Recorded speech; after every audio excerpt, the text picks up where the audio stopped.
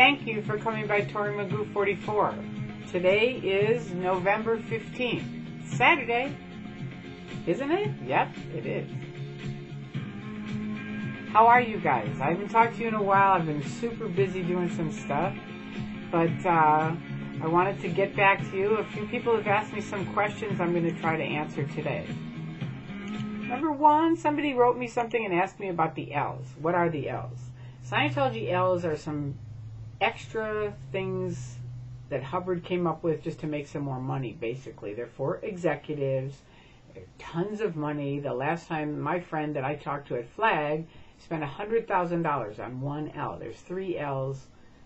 On one of the L's, she spent $100,000. They're no better for them. In fact, most people I know who do the L's are worse off from them.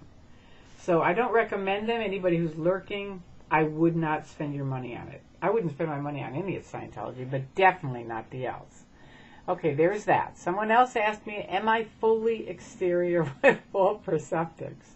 Okay, what does that mean? Hubbard said when you're really OT, you can be fully exterior, meaning you're outside your body, up here, right, or even higher, and you have full perceptics, meaning you can see, you can hear, you can smell, all the perceptics that we have, you would have outside your body. And some people try to say they have that, and frankly, I've never met anybody who really can prove that they have. Of course, in Scientology, you can never ask for proof, because if you do ask for proof, you're pretty much sent to ethics, and that's cleared up right away, that you're invalidating someone's wins by asking for proof. It's a pretty good trap that Hubbard figured out. It's like, don't ask me about it. I can't prove it, and neither can they, but it definitely works, and get out your checkbook, and we'll go over it a little bit more. So, there you go on that. That's a couple of them. As far as picketing, someone asked me to mention, obviously, some people are having trouble with Scientology getting a little bit more violent. I can't say it enough. Please picket with the Ghandi tech. The people who do, thank you. You're doing an excellent job. The people who are getting hurt, be very, very safe.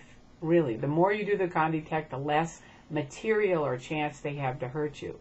Now, some people have just been, I guess, diving out and, they've done some pretty weird things, and they're on the YouTube. You can check them out and watch them and see what they're up to. But be very safe, because, Hubbard said, get them in court, keep them in court. That's the thing. That's their goal. He didn't even care whether they win or not. It's just keep them in court and bleed them to death on money. So you got to be really tricky on that. But most of all, watch each other's backs. And speaking of that, someone else asked me to mention that, there's people on the internet now pounding people that are actually exposing the abuses of Scientology. And my analogy for that is there's an old Chinese saying, watch where the feet go, right? Meaning if I say I'm going this way, but my feet are going that way, which way am I going, right?